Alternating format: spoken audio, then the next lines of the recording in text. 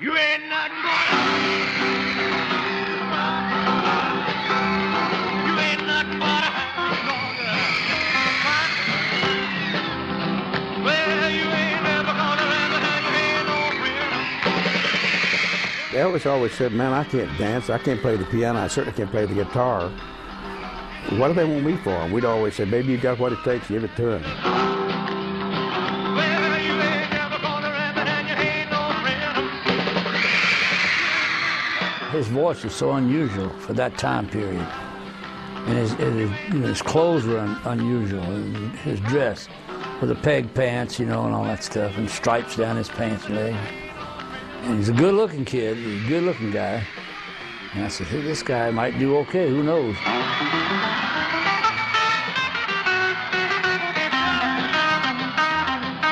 There was no classification for Presley. Country people didn't think he sounded country. Pop people certainly didn't think he sounded pop. And here's a guy up there, quote, screaming his music. Well, you ain't never gonna ever have your hand no friend.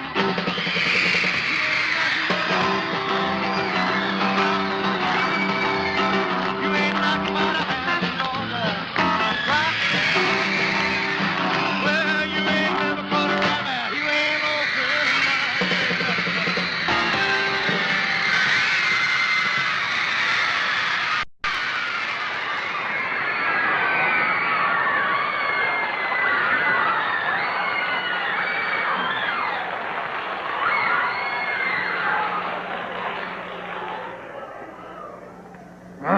I had a small group of my own in Memphis called the Starlight Wranglers. We did one record at Sun, but from all that, Sam and I became good friends.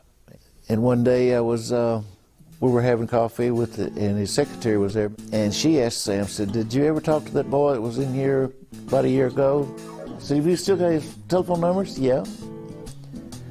Said, give it to Scotty, and he turned to me and said, you call him and ask him to come over to your house and see what you think. And it was fine. So a little bit, Marion goes back and gives me the piece of paper with his number on. I look at it and I said, his name. And I said, Elvis Presley, what kind of name is that? I called and I told him that I was working with Sam Phillips and we was looking for material or looking for artists. Was he be interested in doing an audition? And he said, well, sure. And I asked him to come over to my house. We wish him a lot of luck. Here he is, Elvis Presley.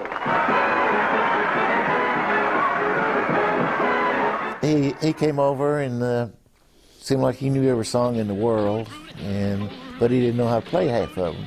But he'd play along, and when he didn't know the chords, he just quit playing and keep singing. And this went on for a couple of hours. Bill Black came down and sat in, just listening with us for a little while. And then when Elvis left, I called Sam, and Sam said that, I told him, I said, well, the boy seems like he knows all the songs, being as young as he is, he's got a good voice. And Sam said, well, I'll call him and ask him to come in tomorrow night. I want to tell you something. Incidentally, ladies and gentlemen, I don't think that I'm revealing any secrets when I say that Elvis Presley is the fastest rising young singer in the entertainment industry today. Went down to the studio the next night, Monday night, and there again, he went through all of these different songs, just whatever came to mind. Sam didn't request anything, and it was at least 10 o'clock. It was getting late. Was about ready to go to the house, because it was still just an audition. And Elvis stood up and started playing his guitar and singing "That's All Right," and Bill started slapping his bass and playing along with him. I had never heard the song. Bill had never heard it. And I took the guitar and started playing and looking for something. We were just jamming. The door to the control room was open, and Sam stuck his head out and said, "What are you guys doing?" said, we're just goofing around. And he said, well, do it a little more. Because the mics weren't on or anything. And he said, let me go turn the mics on, whatever. And we got on mic, went through it 2 or 3 times, and that was it. And now, ladies and gentlemen, yes, that's right, Elvis Presley.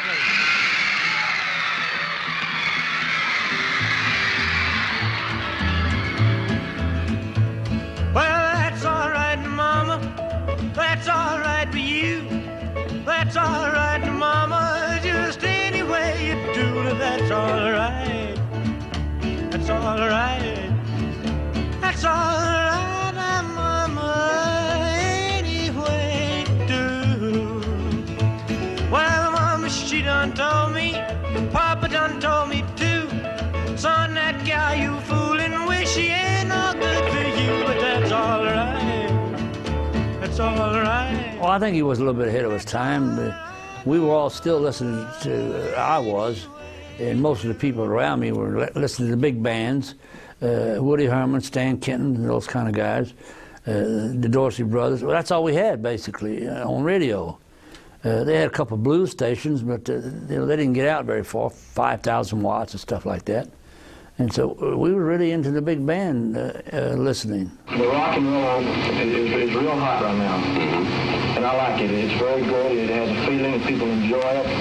People enjoy dancing to it. And there's some very beautiful records made in rock and roll styles. Elvis, I think, was ahead of his time from this standpoint. He gave nearly everybody in the world the idea they could sing, because he didn't sound too good to them when he started. But he dared to do it. He dared to step out front and say, look how bad I am, or look how good I am. This is me. I got a living ahead of me. I want to do this. This is my dream. This is my goal, and I'm going to get there.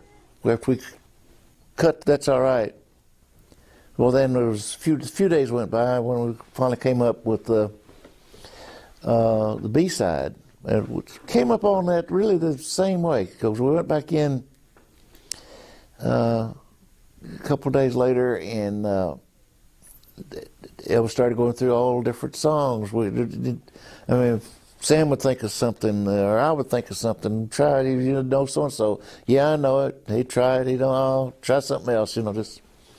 And Bill was sitting on his bass fiddle. I don't know if you have a bass laying on the floor, and he was just sitting on it. And he started beating on it and singing Blue Moon of Kentucky, which was a waltz country song by Bill Monroe. And he was singing it in falsetto, high tenor, up tempo, and Elvis knew the song, and he started singing along with him. That was the B-side. I say blue moon of Kentucky to keep on shining. Shine on the one that's gone and left me blue. I say blue moon of Kentucky to keep on shining. Shine on the one that's gone and left me blue. Elvis could do anything different from anybody. I mean, he could take a song that anybody had and do it different. I mean, if he just put his heart and soul into a song, it was just a different song.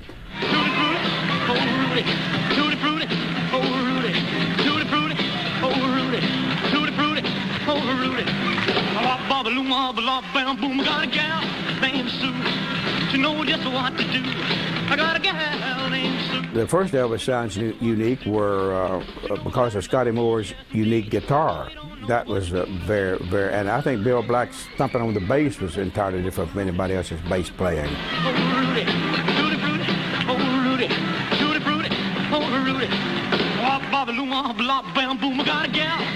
Daisy, she almost drives me crazy. I got a gal named Daisy, she almost drives me crazy. She knows how to love me, yes indeed. Boy, you don't know what you do to me. He's probably one of the finest guitar players you ever run into. The way he played was so unique from all the other guys. It was different. Played the thumb and the rhythm and just...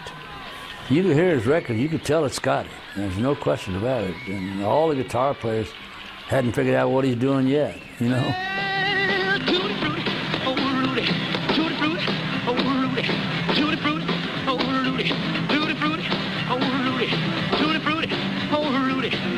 Bop, bop, loom, bop, bam, boom. I got a gal named Daisy.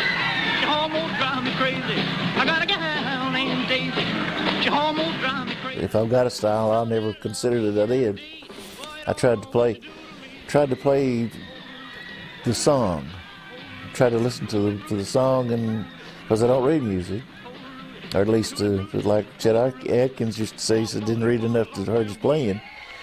I tried to listen to a song and play something I think that would fit the music, or the way the guy's singing, you know, that way. And we mustn't leave out Scotty and Bill, who really do a terrific job in backing you up. Well, they sure do. I really am lucky to have those two boys, because they really are good. Each one of them has an individual style of his own. I met Scotty, Bill, and Elvis at the Louisiana Hayride down in Shreveport, Louisiana. I had heard their records. They were playing it right, you know, in that one area. And one of the managers called me down one day and said, "Why don't you listen to this record?" So I went to his office and they played it. And I said, "How many guys they got playing in this band?" They said, "Just 3 guys." It sounded like 5 or 6 people with the echo and everything, you know. And I said, "Boy, that's awfully good." So anyway, they come in. So Scotty said, "Would you like to work with us tonight?" I said, "Well, yeah, well, I'm here." So I said, "Let's go back in the dressing room and kind of talk about it." So Elvis got his guitar and Scotty and Bill, and they just played, you know, a little bit. And I said, "Yeah, we could do that then." So we did it that night, and he come back in a few weeks later. We did it again. 2 or 3 weeks did he come back in and out. So that's how it basically got started. DJ used to play at the Hayride. That's when we first met him. He was playing behind the scrim. There was a shadow. You could see the shadow of it, but you didn't see him. Crazy. Now you don't want to see him. Basically, the country acts and the country programs wasn't really familiar with drums at all. So they wasn't sure how the people would take it. So they said, "Well, you stand back there and play." And I said, "Well, that's all right with me. You get paid the same money, you know." And after a couple of weeks, they said, "Well, just bring a snare drum out and bring a cymbal out."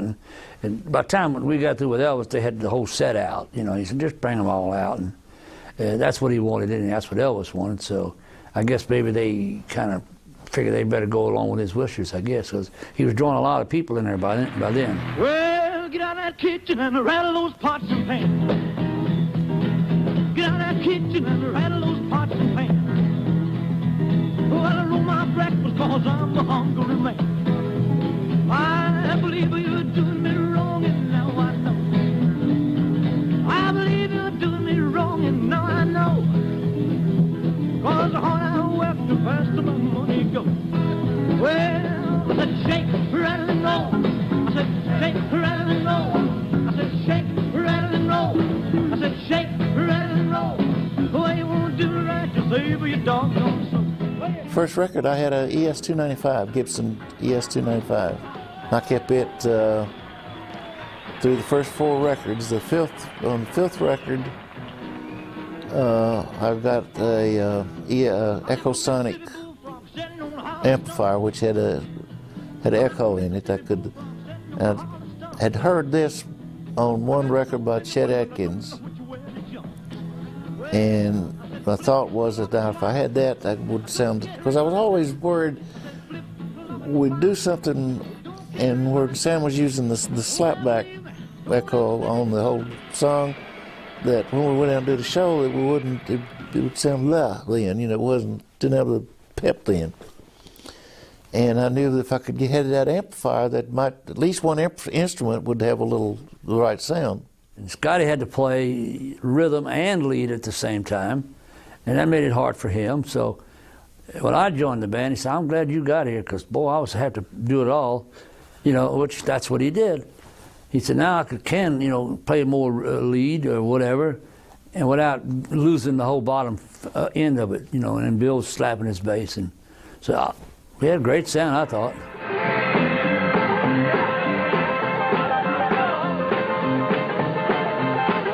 There was kind of a special thing there, because nobody on the session sounded like Scotty, and no drummer had a lick quite like DJ. I just would not have wanted to been his drum head. I mean, his backbeat is there, and it better be a tough drum head, because if it's not, he's going through it.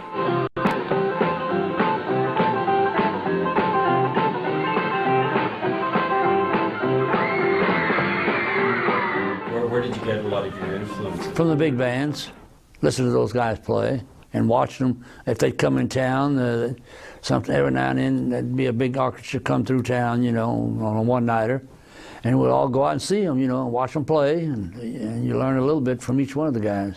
I mean, as far as the band, we were just, we enjoyed playing and just playing. There wasn't a producer, there wasn't anybody to say, you got to play something this way or that way. They let us do what we wanted to do.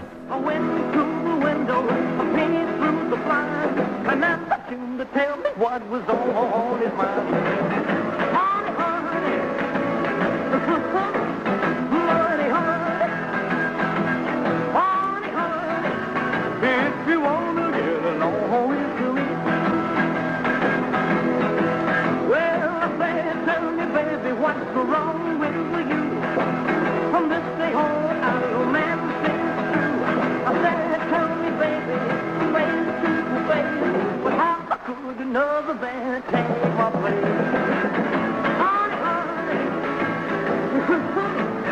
Honey, honey, honey, honey, honey, if you want to get along with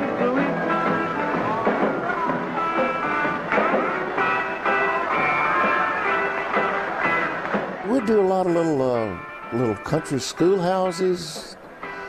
I say country schoolhouses because they were little towns, and the schoolhouses would be outside of the city limits, maybe. And you had to take your own PAs. I mean, our PA in those little places like that was just had a microphone, and sometimes even plugged into my amplifier. There wasn't even no equipment there. You take all of that. We were the whole show. Hard pressed, I called the woman that I love the best. I finally got my baby about 3:30. She said, I'd like to know what you want.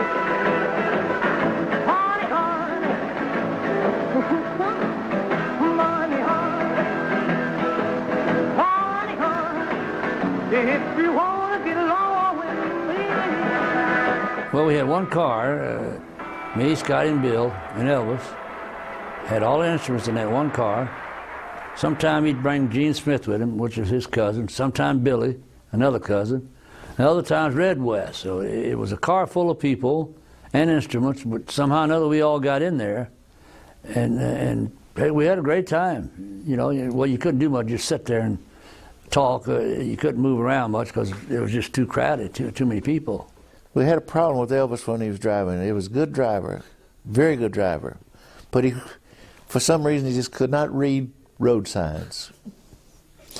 If you came to a fork in the road, well, he'd take the wrong one every time. But he was a good driver. We worked some dives, you might say, and we worked some high school gyms, some little Friday night football stadiums. So we did a lot of that for, I guess, a year and a half or so. It didn't really bust right open until we went up to do the Dorsey shows. And then people saw him. And he kept getting bigger and bigger and bigger. And then we done the Sinatra show, and we did this show, and we done that show. All the main television programs of that time period, we did them all. I got a gal that I love so.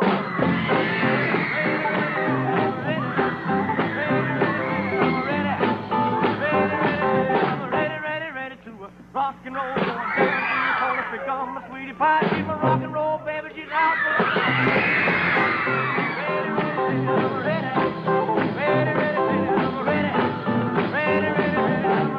ready to rock and roll. In those days, there was the artist, anybody that would sing, to come out and do a number, they'd just stand there. But Elvis was just not one that could come out and do a number and stand there. If he did a number that moved, he moved with it. And this is the reason that he made such an impact. I headed to the gym, to the sock hop ball. The cats are going wild. The really, really send my day.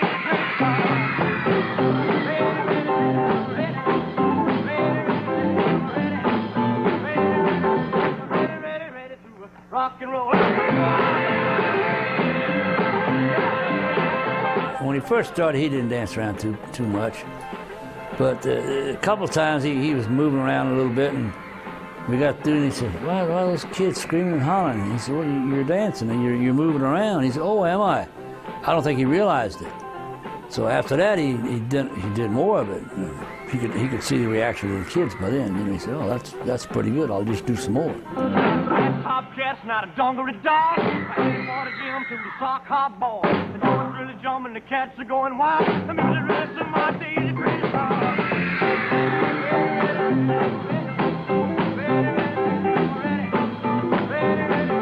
Ready to rock and roll. Take on my shoes, roll up my faded jeans. Rock and roll, baby, pour on the steam. Shuffle to the left, shuffle to the right. Gonna rock and roll till the early morning.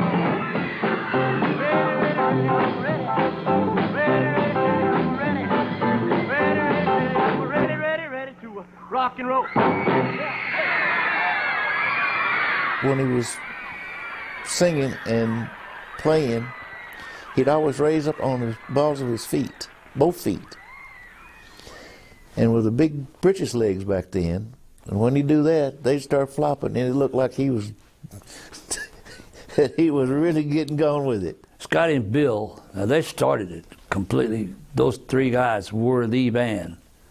And then I joined them a little bit later. Then a little bit later, the Jordanaires joined us, and they stayed with us a long time. Wise men say only fools rush in, but I can't help falling in love with you. Elvis used to listen to us sing on the Grand Ole Opry. We would sing country songs, and we didn't, but a lot of times we'd do a hand clapping spiritual. Now that's what Elvis really dug. He was brought up singing that type of stuff with his mother and dad. And then we, in 1955, we were working with Eddie Arnold, and we went to the Ellis Auditorium in Memphis, and Elvis, as I said, had been hearing us sing on the Grand Ole Opry. He came back behind stage at the Ellis Auditorium in Memphis to meet us. He didn't come back behind me to Eddie Arnold. He came back behind me to Jordanaires. And he told us, this was in 1955, and he said, right now I'm on a small label. He didn't say Sun, he said just a small label. But he said, if I ever get a major recording contract, I sure would like for you guys to work with me. We didn't think anything about it, but when RCA signed him in January of 1956, he asked for us, and that was a relationship we had for almost 15 years. Like a river flows surely to the sea, my darling, so it goes. Some things are meant to be. Oh,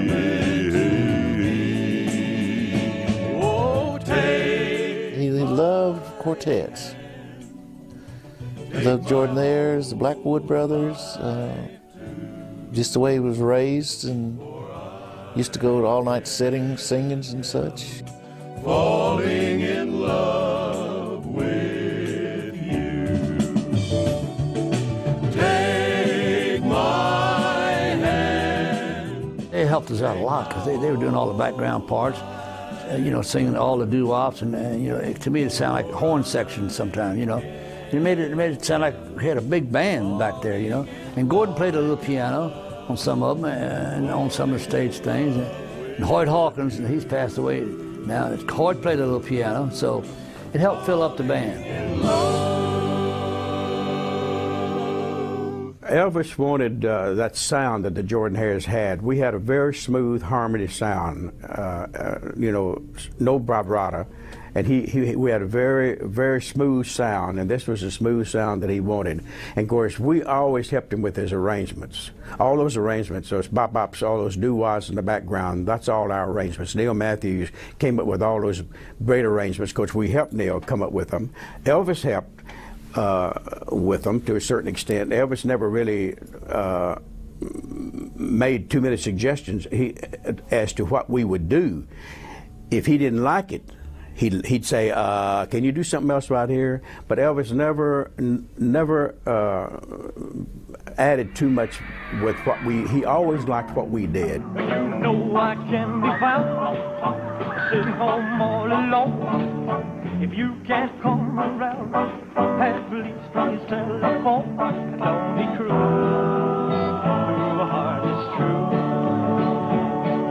Baby, if I made you mad for something I might have said, please don't forget the past. The future looks bright ahead. Don't be cruel to a heart that's true. I don't want no other love, oh, baby, it's still you are.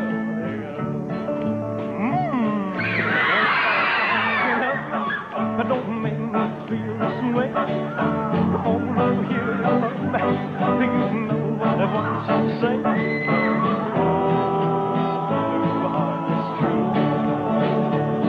Why should we be apart? I really love you, baby. He was already a star when he came to RCA Victor, but it was more compacted into Southeast. Then the Jordanaires came with him and they did some other material, and all of a sudden it was overnight. It was overnight because that gave him, when he got on RCA, that told the world who he was. So it was overnight for him. It was really fast. But thank goodness he'd had a few years of singing and a few years of hard knocks to get where he was. Don't be cruel to a heart that's true. I don't want no other love, oh, baby, it's still you I'm. He told me that I want you guys on all my recordings if I ever have a hit record. You know, that's what the first thing he told us. And even when we did the first sessions here in Nashville, when we did I Want You, I Need You, I Love You, and I Was the One, and Heartbreak Hotel, he said, if anything from this session is a hit, I want you guys to work with me from now on. And Heartbreak Hotel just swept the country overnight. Heartbreak was done not too far from here, actually. And it was a kind of an old ex-church cathedral, like it was a small place, but that's what they used it as at one time. And there wasn't a so-called echo chambers like they have even in this studio.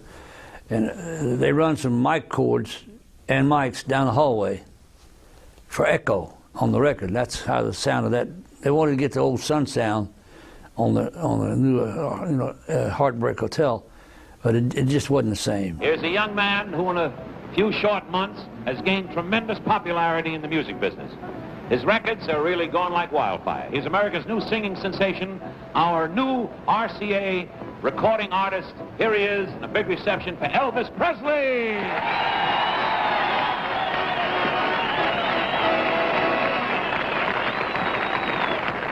Well, since my baby left me, well, I found a new place to dwell. Well, it's down at the end of Lonely Street at Heartbreak Hotel.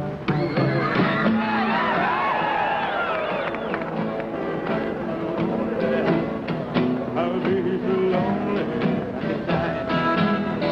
Oh, though it's always crowded, you still can find some room for a broken-hearted lover.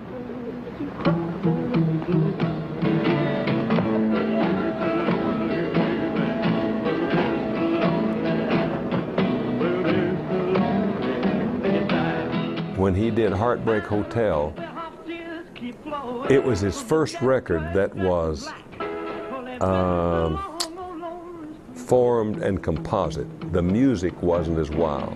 Everything was right on there. Yeah, da da da da da, wow, wow. You know, and then after that, they realized the guy had something else besides screaming. He didn't scream in his music anymore, and the band was together. It was something different. It was just the way he did it was different. It wasn't much of a song. I was in the studio when he recorded it. Of course, the Jordanaires were not on it, but I was sitting there and listening to him. And if you'd heard the demo of the person that had made a little demo for him to learn it from, you thought, man, this ain't no hit. But when this guy got through with it, it was just a great recording. You'll be so lonely, you could die. Even before it was released, I think it was like 1 million.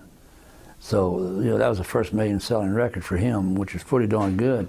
But the Colonel had a way of making a record a hit even before it was a hit, in that he demanded the distributors take so many recordings. In other words, they would put ads in Billboard that sort of sold 1 million when the distributors had them on their shelves. It all happened so fast, I didn't even have time to think about it. Everything just like that, you know? And it just kept going, and it's still doing that way, and I can't even think about it. In fact,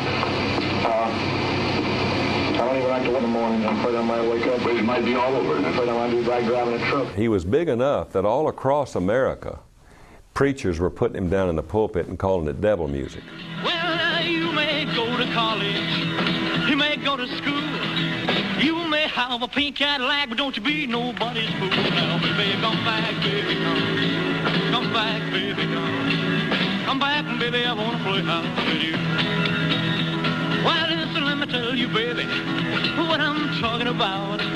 Come on back to meet the little girl so we can play some. The early television performances had a lot to do with him, with the world noticing him. Even though a lot of acts, a lot of people have told us that my mother and father wouldn't let us turn the television on when he was on because they thought he was vulgar. But you see, this created a lot of curiosity. This made the public curious about, hey, I got he's going to be on next Saturday night. I've got to turn this guy on and see what all these people are talking about. Even though you'd hear worlds of people saying, oh man, he's vulgar, he shakes, rattles a rose when he moves. Go on!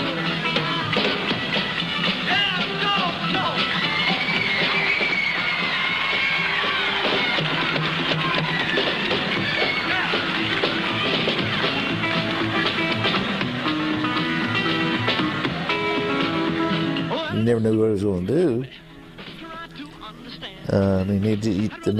When he went on stage, you didn't know what he was going to do. There was perfection in him, maybe in his own mind, how he was going to do something, but we didn't know what he was going to do. Oh, baby, baby, baby, baby, baby, baby, baby, baby, baby, I'm like, baby, I want to play house with you. Yeah, There is no way that I can express to you the feeling that you would have to stand on the stage with actually there's 3 musicians or 4 musicians and the Jordanaires, about 10 of us on the stage, screaming, bunch of 40 or 50,000 people out there in front of us. As large as or whatever. I use that figure because if those were outside figures, but now in the buildings we'd usually have as many as the building would hold. Every seat was filled.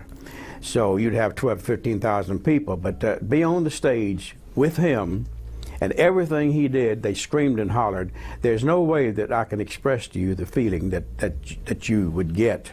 Elvis was the definition of what he did, and he was a new definition.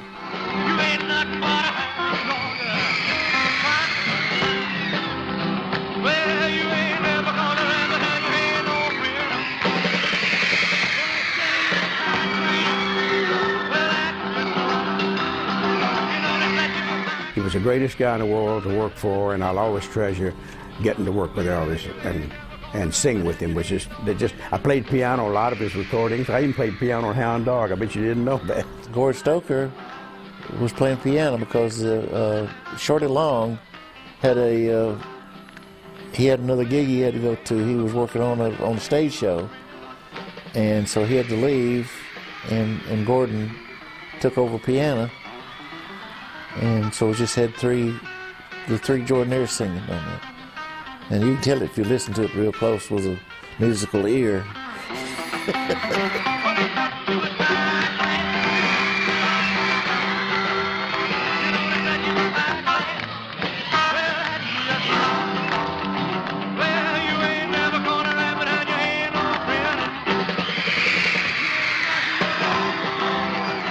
The early public performances on television and what have you were not good according to the norm of the day. They could have been so much better because, see, you weren't allowed to, you couldn't set a mic in front of them. You couldn't dare see a microphone then or anything. The mic was probably way up in the air, and you know how television used to be. They still had their big bands behind us and everything, but still, we were doing like we were supposed to do, and that's what they were buying. As far as his musicianship is concerned, Elvis lacked a little. He wasn't really a musician from the standpoint of technical knowledge. But from what he could do, he was the apex of musicianship. Because whatever he did, if it didn't sound good, it still was truth.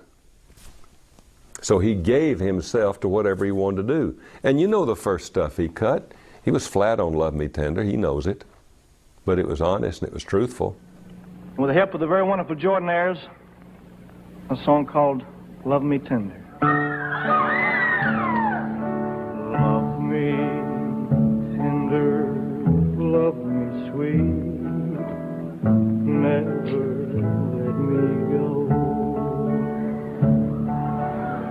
You have made my life complete, and I love you so.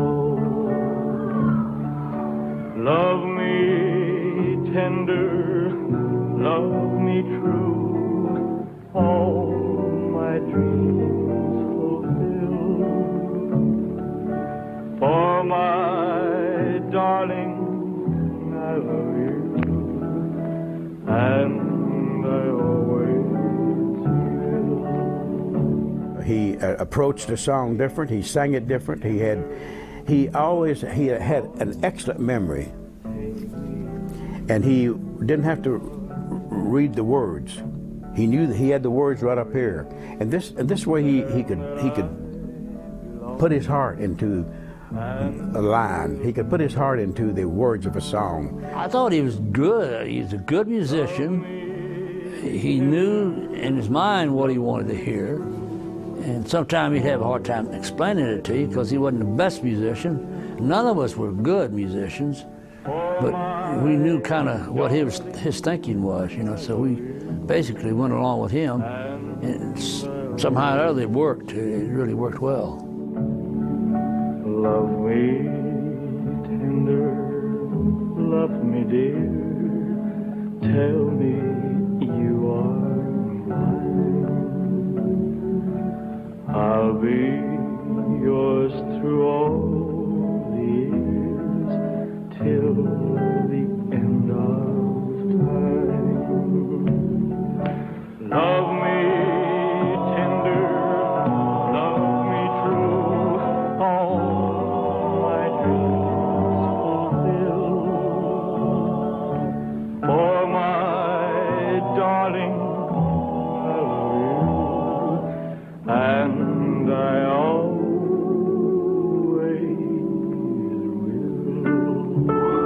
will. That song really had a lot of words for him to put his heart into. And he loved a lot of people. He especially loved his mother, and of course his mother was living at the time that he recorded that. And I'm sure he had his mother in mind when he did Love Me Tender. He did that for her. That was a good record. I Love Me Tender.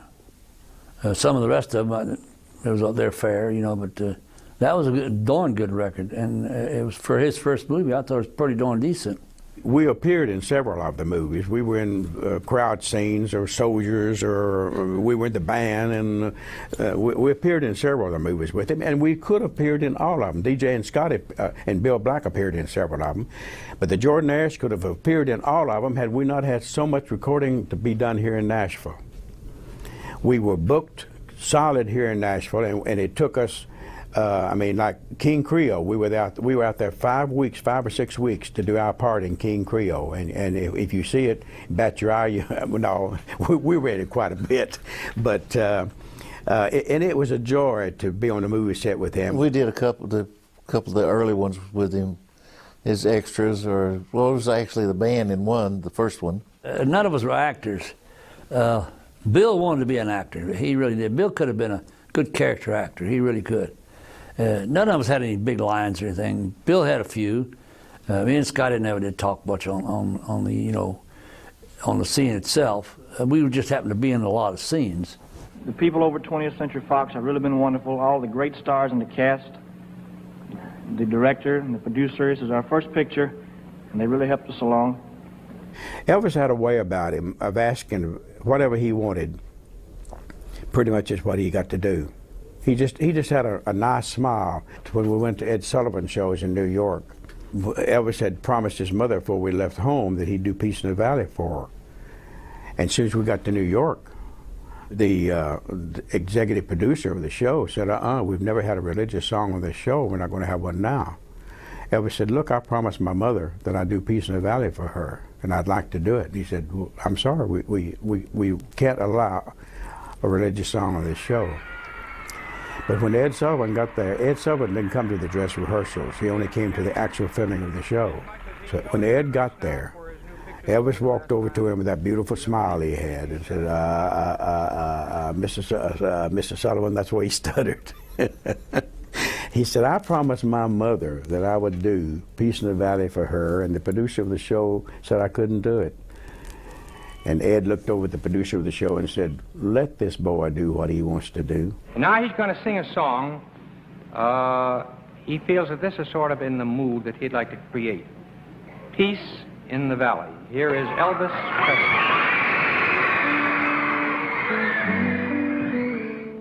Well, I'm tired and so weary, but I must go along till the Lord comes and calls me away. Oh, yes. Well, the morning's so bright and the lamb is alight, and the night is as black as the sea. Oh, yes. There will be peace in the valley for me someday. There will be peace in the valley for me. Oh, Lord, I pray. There'll be no sadness, no sorrow, my Lord, no trouble I see. There will be peace in the valley for me,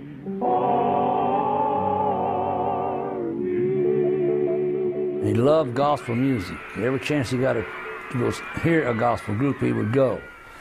Years back, they used to have several gospel troops come through town all the time. And they played Memphis, of course, and he'd go back and see them, every one of them. He knew all of them by heart. He knew all by name. And he just loved gospel music. And that's where he got a lot of his feeling from. When the blue moon turns to gold again, he wanted me to hit a high note on the end. I said, Elvis, man, are you kidding? I said, that's gospel. He said, that's what I want. I want you to hit a high note on the. I want you to hit a high note on the end of that song, and I did. But let me tell you, we did that. We did when the blue moon turns to gold again on the Ed Sullivan shows, and I was so scared that I wouldn't hit, because that was live. That wasn't taped, you know. I was so scared that I wouldn't hit that high note on the end that you can watch the film now of me doing it, and before I get ready to hit it, I kind of lick my lips, you know, because I'm so afraid that I wouldn't hit it. And then when I hit it, I knew that I'd hit it, and I just stood there. I mean, the other guys kind of walked off, and I'm still standing there with that high note, singing that high note.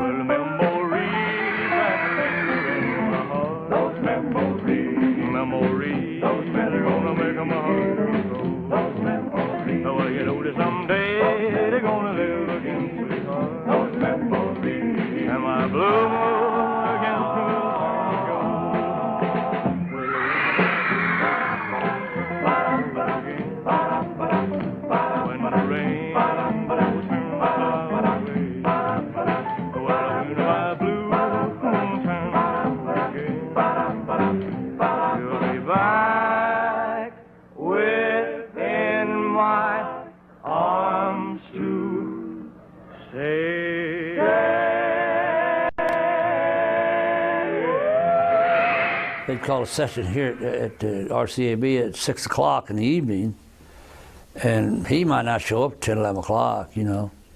And then he'd sing, we'd all sit around the piano and sing gospel for a couple more hours, and all the higher-ups are getting panicky, spending a lot of money, And that made him a little nervous, you know.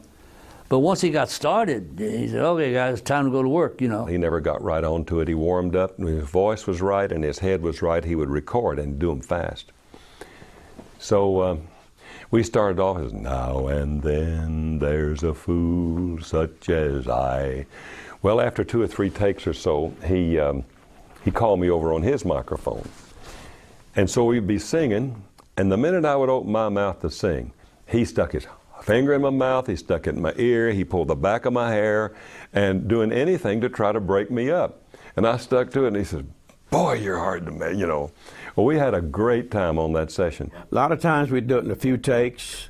A lot of times we would do as many as 30 takes, and then he'd go back and take number 2. And he sat down at this piano right here. It was turned around the other way so the piano player of the session could see all the musicians. He sat out there for over 3 hours, working on chords, and Gordon would help him with the chords, you know. Finally he said, let's cut it. So we got up and ran about 8 bars. That's when we were in the back of the room. We were over there and he was back here.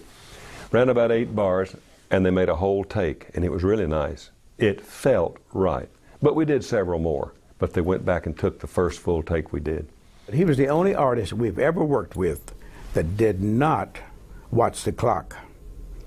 Most artists are very concerned about, can I get 3 songs in 3 hours? And then there's many artists who, like Jim Reeves, would try to get 4 songs in 3 hours. A lot of times an artist was very, very concerned about that clock. Elvis was never concerned about that clock. And of course we didn't care because we were getting paid by the hour. So the longer we took, the more money we made. And he knew that. Well, we was doing those soundtracks for the pictures. And he'd come around every now and then. He said, "You guys making any money yet?" I said, "No, Elvis, we want too fast. You know, you get paid by the hour, every three-hour segments." And he said, "No, it's moving kind of fast." He said, "Okay, I'll take care of that." And he'd go to playing piano, go to singing gospel a couple hours. So the clock was still clicking, though. See, and after a few hours, I said, "What do you think now?" I said, "Okay, we can get started again." You know, every so often he'd stop us, and we'll take a break, but the clock was still ticking. He was good at that. Elvis was the first person that demanded. He said, "I want the Jordanaires' name on all my recordings. I want Scotty Moore, DJ Fontana, Bill Black. I want all these people's names on the album liners." He wanted to give everybody credit for everything they did.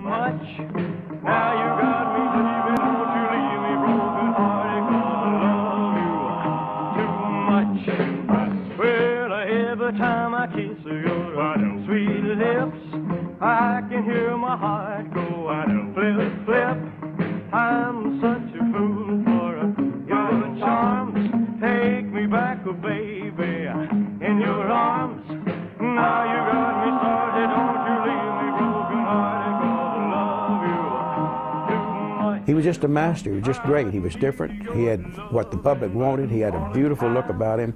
But the most thing that it was so great about him was he was sincere about everything he did. He loved everything he did. He loved the songs he did. He loved the words of the song. Every word of every song meant something to him.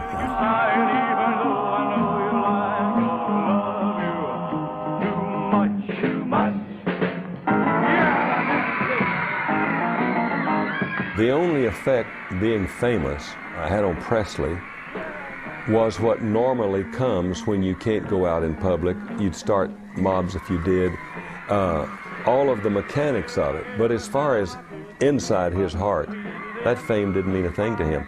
He was still that simple Mississippi boy, you know? I'm such a fool for your charms. Take me back, baby, in your arms. Now you got me sighing, even though I know you're lying.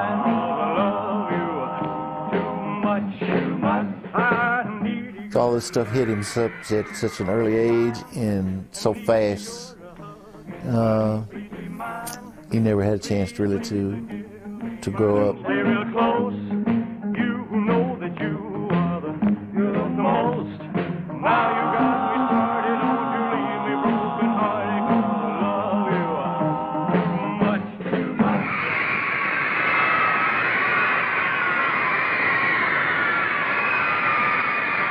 No, he wasn't overrated by no means. He didn't like to be called a king, but still, he was the #1 guy, and he still is. He said there is but one king, and that's the Lord Jesus is the king. I am not the king, and I don't want to be called a king. And but people still refer to him as that because the reason being that he was the best at what he did of anyone who has ever come along. Toward the end, he got a little disoriented with his music and lost some confidence, but he never lost his ideal.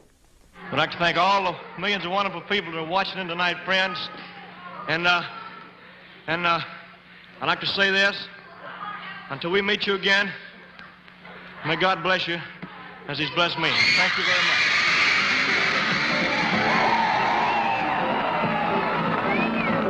You can do anything, walk the road.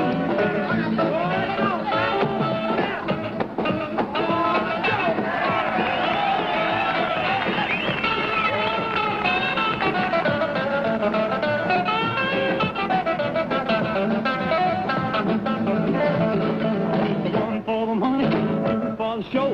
You get ready now, go, cat, go, go. Step on the you can do the best way, hop another way. Well, it's blue, blue, blue, blue, blue, blue, blue.